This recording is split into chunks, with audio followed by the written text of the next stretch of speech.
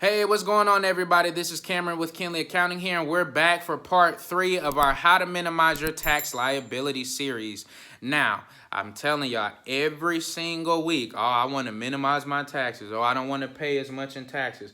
I know I'm making a lot of money, but man, my tax bill last year was so high, and I know I made more money this year, so it's going to be higher.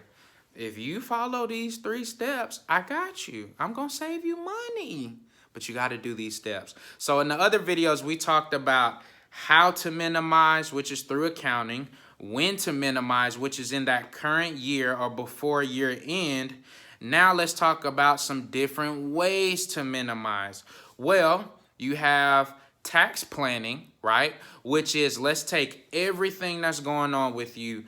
Married, filing status, do you have multiple businesses? Do you and your wife work? Is your husband a high income earner? What does that look like? Maybe they're in sales and commissions, so you're trying to figure that out. Are we withholding enough? All of those things can be answered with a tax planning session with your accountant.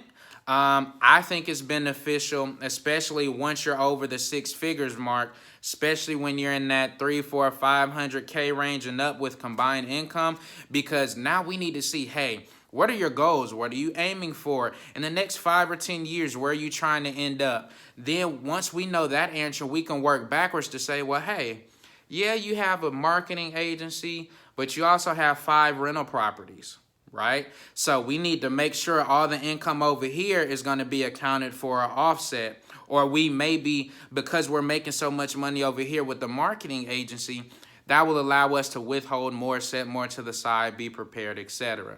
So that's one way. Another way, which is like, this is one of those ways that everybody argues and gets so confused about because they're listening to their buddy who, I don't know where they got it from. But another way to minimize how much you owe is paying attention to what is your business entity. Are you an LLC? Are you an S Corp? Are you a partnership?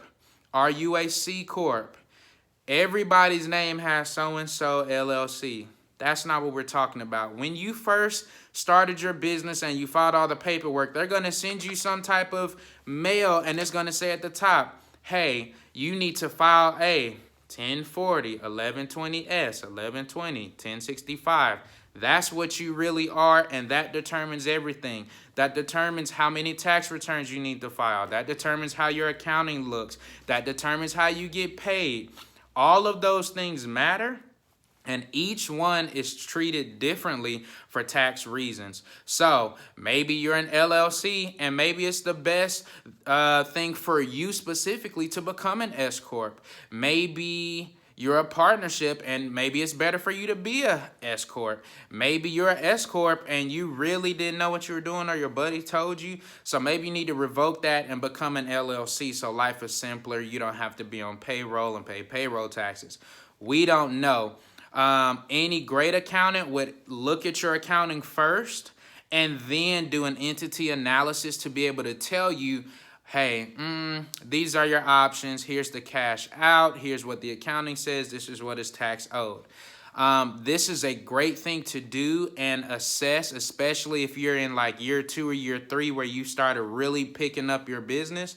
But again, that's how you can minimize the taxes, by being in the right entity or by getting a tax plan or strategy session done. All right? So don't let anybody tell you anything else. Just doing regular taxes, knowing deductions, that's like basic. We're not talking about that. That's for the people who like just started in the first 6 months or they're a W-2 person. We are talking about the advanced and complicated strategies that's going to help you to save tens of thousands of dollars. The more money you make, the more money you'll save. Will you have to spend some money to save some money? Of course, that's life, that's investing, that's financing, but I promise you it'll be worth it. Again, hopefully you like this video. Thank you guys for watching. I hope this series has really helped you and maybe cleared up some things so that you can prepare in the future to not pay as much for your taxes. If you have any questions, feel free to send me an email at Cameron@kinleyaccounting.com, or you can just go to our website where we have so many free resources which is KinleyAccounting.com. If you have any financials and you've been kind of managing it on your own, but man, we're growing so fast, I don't have time. I'm not confident in what I did. It's too much for me. I'm tired of keeping up with everything. I need a system because I'm growing so fast. Call your boy. Call me. Go to the website, KinleyAccounting.com. Let's get to work.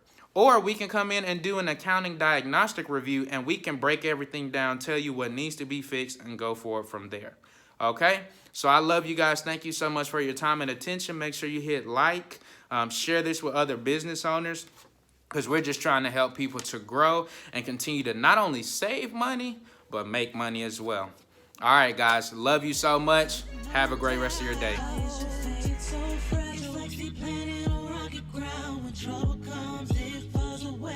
Quickly now, your faith so fragile, like the seed that fell in the thorns or weeds. When worry comes, it chokes it, you can't be free. Your faith so fragile, it's like the